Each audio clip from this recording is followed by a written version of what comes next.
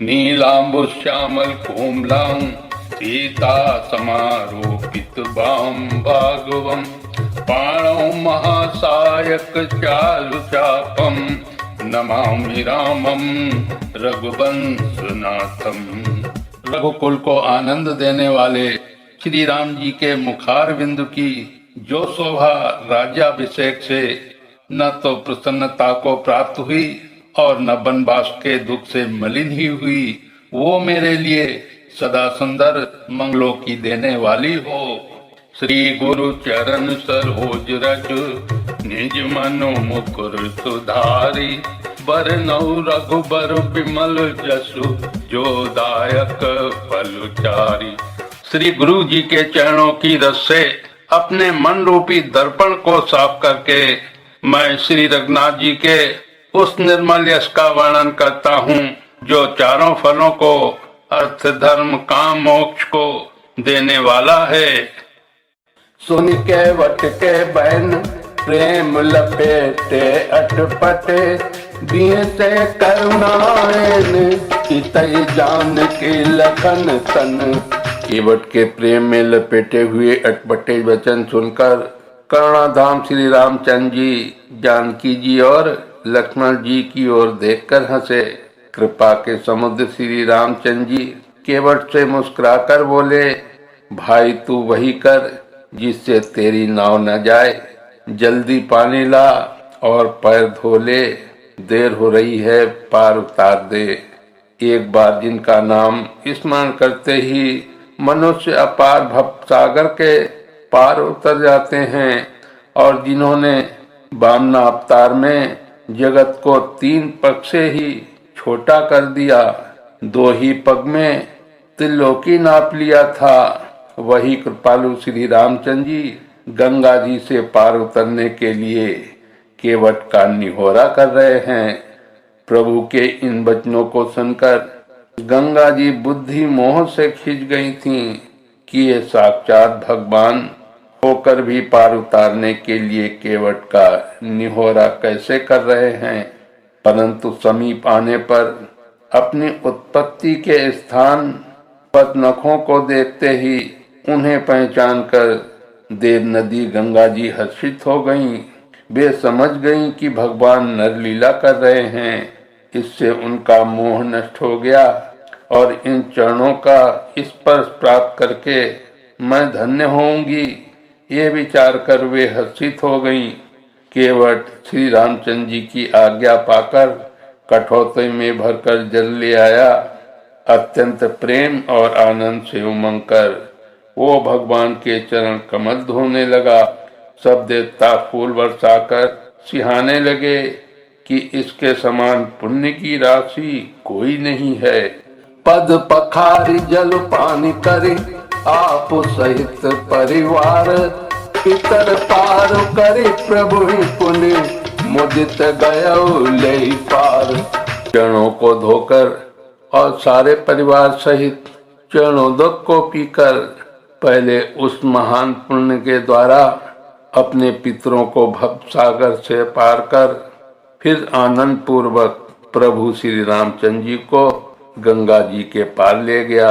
निषाद राज और लक्ष्मण जी सहित श्री सीता जी और श्री रामचंद्र जी नाव से उतरकर गंगा जी की बालू में खड़े हो गए।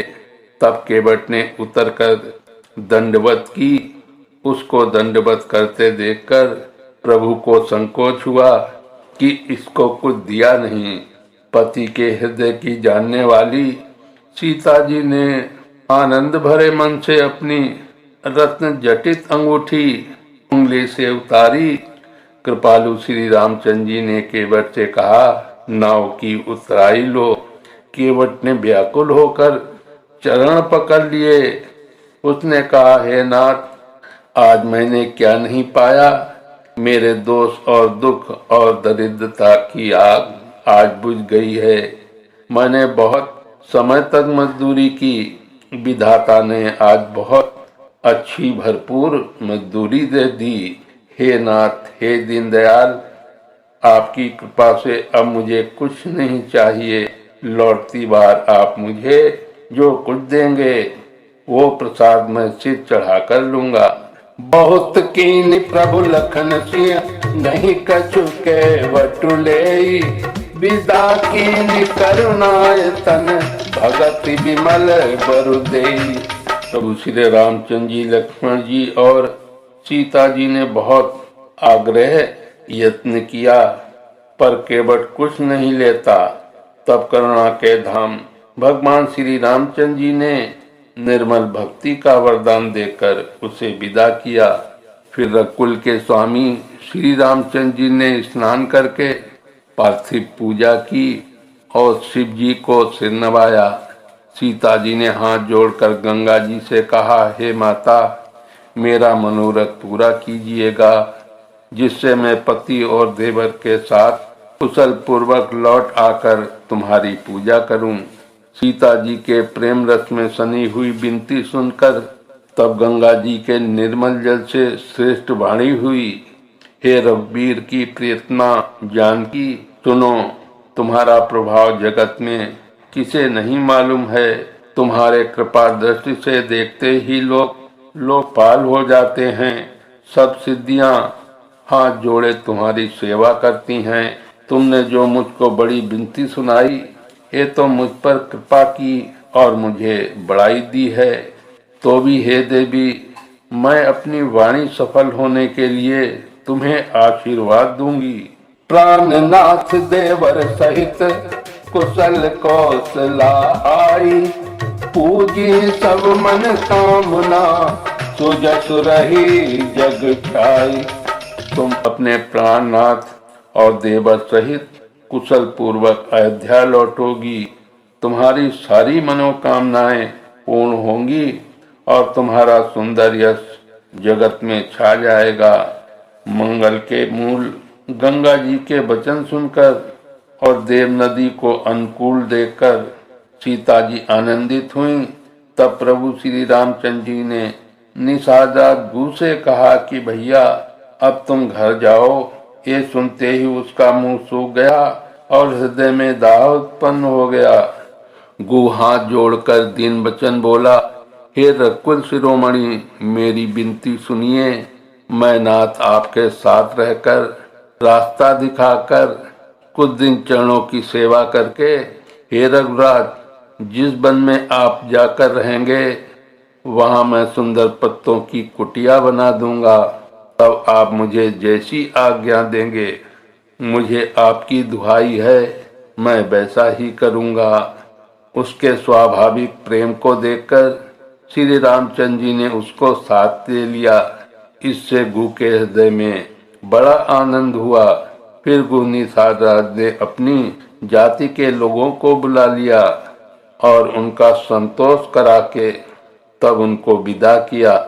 तब गणपति शिव सुमिर प्रभु, नाई सुर सरी मात, सखा अनुज सिय सहित बन गवन की रघुनाथ।